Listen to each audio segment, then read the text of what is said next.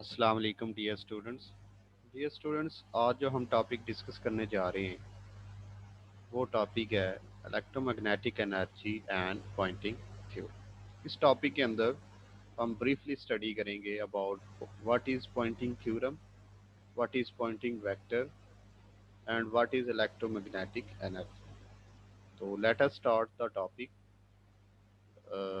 The pointing theorem is a theorem that is used to find power density of electromagnetic waves, and it is denoted by S or P, where S is a Poynting vector and defined as the energy transported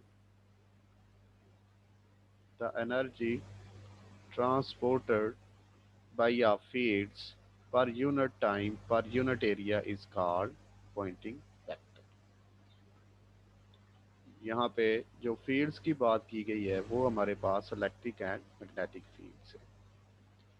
तो वो electric and magnetic fields जो है, हम जानते हैं कि time varying electric and magnetic fields जो है वो इंड्यूस्ड करते हैं electric field and magnetic field को। अगर मैग्नेटिक फील्ड चेंज हो रहा है तो इलेक्ट्रिक फील्ड प्रोड्यूस करेगा, और अगर इलेक्ट्रिक फील्ड चेंज हो रहा है तो मैग्नेटिक फील्ड। देखिए, ये जो इलेक्ट्रोमैग्नेटिक वेव्स हैं ये एनर्जी कैरी करती हैं। तो बेसिकली यही फिनोमिना जो है इसको हम एक वेक्टर से शो करते हैं, that is called Poynting vector and it is denoted by S.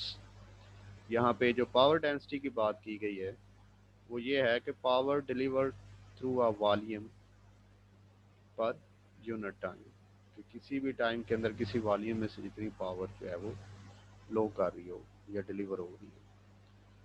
तो इसको हम आगे इसका प्रूफ जो है इसको मैथमेटिकली हम कैसे फाइंड आउट करते हैं, उसके लिए हम कंसिडर करते हैं कि हमारे पास एक गाजियन सरफेस है, इरेगुलर सरफेस है जिसको हम वॉल्यूम का नाम दे रहे हैं।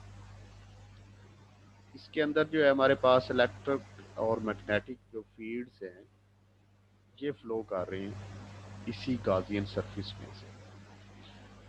तो हम जानते हैं कि जब भी किसी सरफेस में से इलेक्ट्रिक और मैग्नेटिक फील्ड फ्लो करते हैं, ये कैसे फ्लो करते हैं, due to the motion of charges. और मोशन ऑफ चार्जेस जो है वो हमें करंट प्रोवाइड करते हैं, और वही करंट जो है वो हम सम टाइम अगर वॉल्यूम की बात करें तो उसको हम करंट डेंसिटी का नाम भी देते हैं, वॉल्यूम करंट डेंसिटी या करंट डेंसिटी का नाम देते हैं, और उस करंट डेंसिटी को हम जे से शो करते हैं।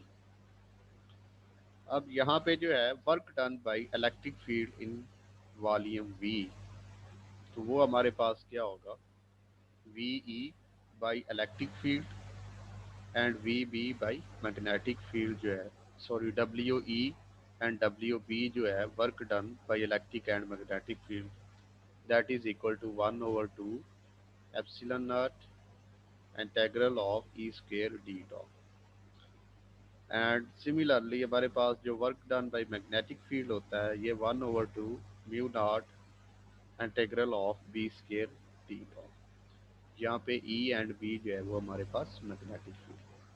अब यहाँ पे जो ये जो फार्मूला लिखा हुआ है work done by magnetic field, ये एक बुक का पेज है, DJ Griffith fourth edition book है इलेक्ट्रोडायनामिक्स की, उसका पेज नंबर 332 है, जहाँ से ये फार्मूला मैंने उठाया है। इसको मैं ज़्यादा फाइंड आउट नहीं करता, ड्राइव नहीं करता, मैंने सिंपली यहाँ पे ये फार्मूला लिख दिया।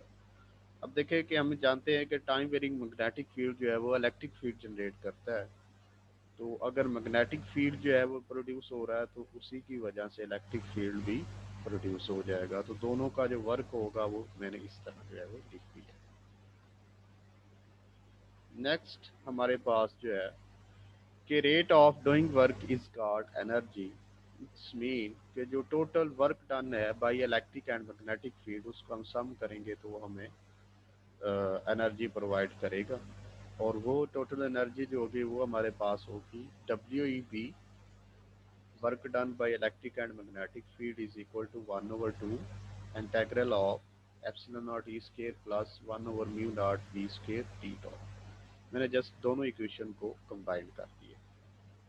अब हम जानते हैं कि जो work done bye charges through volume होता है वो होता है जी एफ डॉट डी एल। तो ये चेंज इन वर्क जो है बेसिकली प्रोड्यूस कर रहा है due to the motion of charges, change in charges. अब हम जानते हैं कि using Lorentz force law the sum of electric and magnetic fields.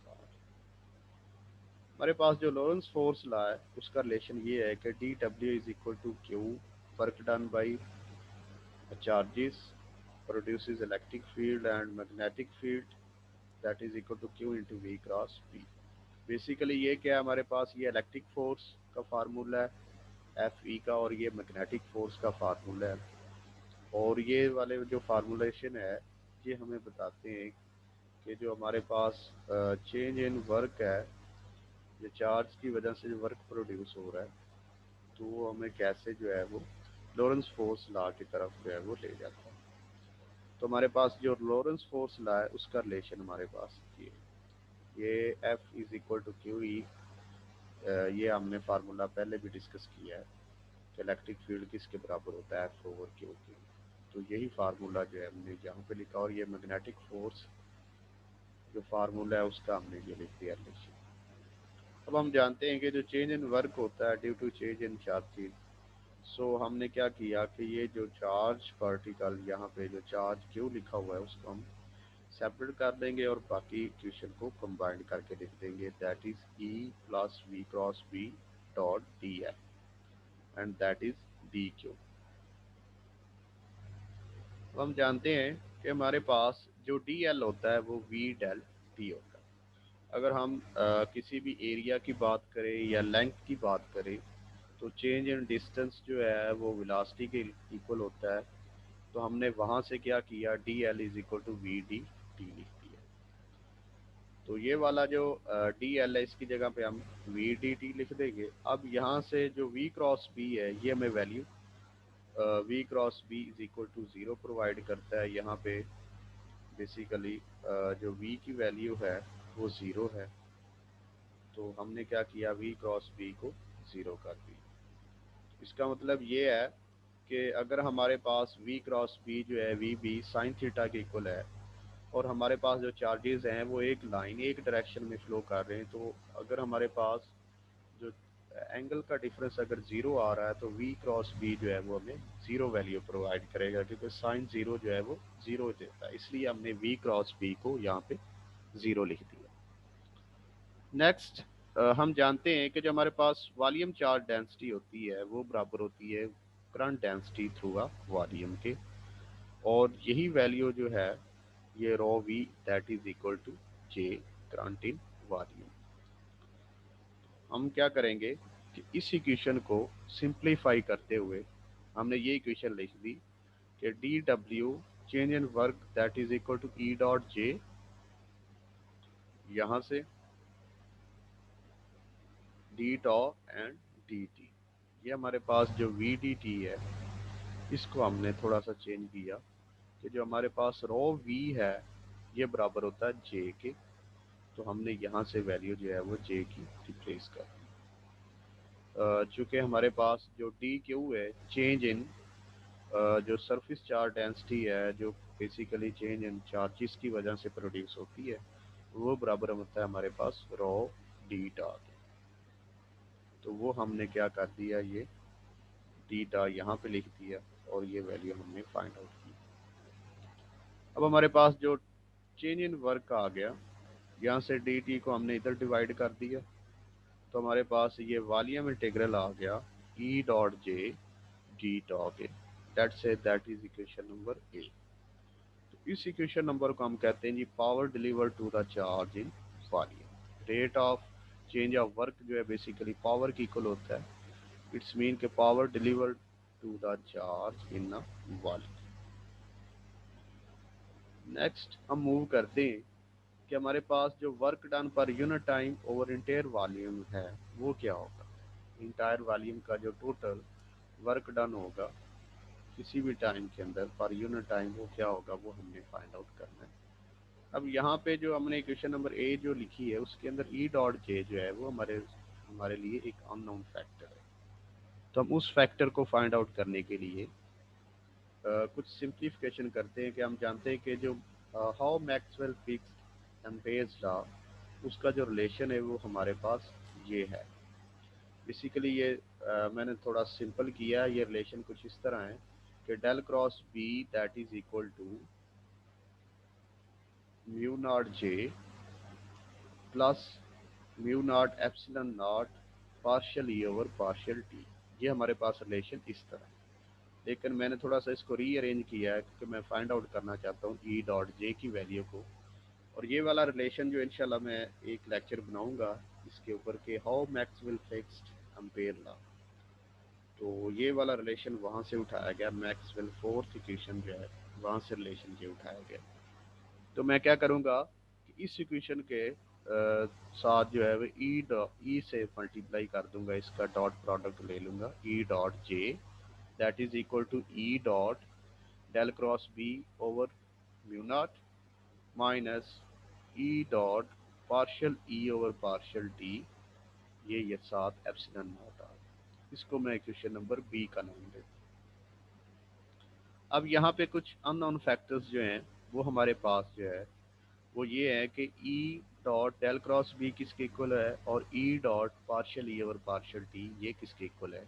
तो पहले इसको फाइंड आउट करता हूँ कि E dot partial E over partial T, इसको मैं थोड़ा सिंपल करके लिखता हूँ कि partial over partial T E dot E that is equal to by dot product. तो हम कैसे करते हैं कि फर्स्ट फंक्शन का डेरिवेटिव सेकंड को same then second same and first का डेरिवेटिव, और ये सिंप्लीफाई होकर हमारे पास आ जाता है partial over partial T E square that is equal to 2। ये हमारे पास ई और ई जो है ये प्लस हो जाएगा, यहाँ पे ये स्क्वायर हो जाएगा, dot partial E over partial T आ जाएगा। नेक्स्ट हम इसी को थोड़ा सिंप्लीफाई करेंगे तो ये 2 इधर आके मल्टीप्लाई हो जाएगा, सॉरी डिवाइड हो जाएगा। तो हमारे पास 1/2 जो है partial over partial T square that is equal to E dot partial E over partial T आ जाएगा। तो हमने इस इक्वेशन नंबर को यहाँ पे पुट करना है। अब मैं इस वैल्यूज को फाइंड आउट करता हूँ ये वाला रिलेशन हमें क्या प्रोवाइड करता है। तो हम जानते हैं कि जो वेक्टर ट्रिपल प्रोडक्ट है, मैं क्या करता हूँ कि ई क्रॉस बी जो है ये वाला, तो डेल यहाँ से लेफ्ट साइड पे लेके del into E cross B जो है डेल डॉट, इसको वेक्टर ट्रिपल प्रोडक्ट कहते हैं। ये डॉट है और ये क्रॉस है। इसको जब मैं ओपन करूंगा तो हमारे पास जो वेक्टर ट्रिपल प्रोडक्ट का रिलेशन आता है वो आता है B dot del cross E minus E into del cross B. अब हम जानते हैं कि हमारे पास जो डेल क्रॉस ई होता है ये partial B over partial T होता है। ये हमारे पास minus partial B over partial T होता है। ये मैक्सवेल मेरे थर्ड इक्वेशन जो है मैक्सवेल थर्ड इक्वेशन वहाँ से रिलेशन मैंने उठाया कि minus partial B over partial T that is equal to del cross E. मैंने वो वैल्यू यहाँ पे रिप्लेस कर दी। अब ये वाला रिलेशन जो है B into partial B over partial T, अगर मैं यहाँ पे देखूँ तो ये वाला रिलेशन जो है वो बिल्कुल इससे रिलेट करता है। तो मैंने डायरेक्ट वैल्यू जो है वो ये लिख दी कि 1/2 partial over partial T B square. जैसे मैंने ये वाली वैल्यू लिखी सेम ये वैल्यू इस रिलेशन को ओपन करें तो ये वैल्यू आती है, साथ में ये नेगेटिव साइन जो है वो एज इट आ जाएगा minus del into E cross B, इसको एज इट लिखें। तो हम क्या करेंगे इस इक्वेशन नंबर 1 और इक्वेशन नंबर 2 को जो है इक्वेशन नंबर बी के अंदर पुट करते हैं। जब हमने इक्वेशन नंबर बी के अंदर इसको पुट किया तो हमारे पास E dot J that is equal to -1 over mu dot del into E cross B -1/2 mu nought partial over partial T B square minus epsilon nought over 2 partial E square over partial T. अब इस question को जो है क्योंकि हमने पहले relation find out किया था इक्वेशन नंबर ए के अंदर कि ई डॉट जे जो है हमने फाइंड आउट करना है। अब हमने ई डॉट जे फाइंड आउट कर लिया तो इसको इक्वेशन नंबर ए के अंदर पुट करेंगे, वो इक्वेशन हमारे पास इस तरह बन जाएगी। जब हम इक्वेशन नंबर ए के अंदर ये वाली वैल्यूज पुट करेंगे तो हमारे पास ये वाला रिलेशन आ जाएगा। तो इसका मतलब है कि चेंज इन जो वर्क है वो हमारे पास आ जाता है दिस रिलेशन के। यहाँ पे ये वाला जो बेसिकली ये देखें ये इलेक्ट्रिक फील्ड का रिलेशन है, ये मैग्नेटिक फील्ड का है। Work done on electric field, ये work done on magnetic field है। ये साथ 1/2 को हम अगर मल्टीप्लाई करेंगे तो इसका कहते हैं हम rate of change of energy, basically that is equal to work done के होता है। तो ये हमारा जो रिलेशन आ गया, एनर्जी बाई या मैग्नेटिक फील्ड और एनर्जी बाई इलेक्ट्रिक फील्ड जो है, इसको हम rate of change of energy का नाम देते हैं। तो इस साइड पे हमारे पास जो है ये वाला रिलेशन आता है। अब हम क्या करेंगे, यहाँ पे वॉल्यूम इंटीग्रल है del into E cross B का, तो हम क्या करेंगे, जब डाइवर्जेंस थ्योरम लगाएंगे तो ये हमें सरफेस इंटीग्रल के अंदर ले जाएगा। Volume integral that is equal to surface integral की। तो ये हमारे पास जो सरफेस इंटीग्रल का फार्मूला है वो ये आ जाएगा 1/μ0 flow surface integral E cross B D A. यहाँ पे D dot due to volume है और D A due to surface integral. ये हमने डाइवर्जेंस थ्योरम अप्लाई कर दिया। अगर हम स्टोक्स थ्योरम लगाते तो वो हमें क्या करता है, तो वो लाइन से सरफेस इंटीग्रल के अंदर चेंज कर देता है। तो यहाँ पे ये वाला जो रिलेशन है हमारे पास, यहाँ से हमने पार्शियल और पार्शियल टी को कॉमन कर दिया, ठीक है जी। यहाँ से हमने क्या किया, माइनस वो भी कॉमन कर लिया, तो हमारे पास ये वाली वैल्यूज़ जो है वो प्लस हो जाती है epsilon nought E square 1/μ0 partial और पार्शियल टी वो भी हमने कॉमन कर ली, और यहाँ से पार्शियल और पार्शियल टी हमने यहाँ से कॉमन कर ली। अब हमने क्या किया कि अब हमारे पास ये वाला जो है वो टोटल वर्क डन आ जाता है, इसलिए हम पार्शियल की जगह पे टोटल डेरिवेटिव यूज करेंगे, that is equal to minus D over D T V B E, total work done by electric and magnetic field. ये वाला रिलेशन जो है हमने बाई डाइवर्जेंस थ्योरम यहाँ से फाइंड आउट कर लिया। तो इस रिलेशन को हम कहते हैं rate of flow of energy through a surface bonding. Surface bonding जो है, इसमें से जितना भी एनर्जी का फ्लो होगा by electric and magnetic field. अब हम जानते हैं कि हमारे पास जो पॉइंटिंग वेक्टर होता है ये हमारे पास होता है जी, हमने पीछे भी डिफाइन कर दी है कि पॉइंटिंग वेक्टर की डेफिनेशन क्या है। तो यहाँ पे हमारे पास जो पॉइंटिंग वेक्टर होता है, we know that is equal to 1/μ0 E cross B. And इसको अगर हम डिफाइन करना चाहें तो वो होता है कि ये the energy transported by electric and magnetic field per unit time per unit area, that is called Poynting vector.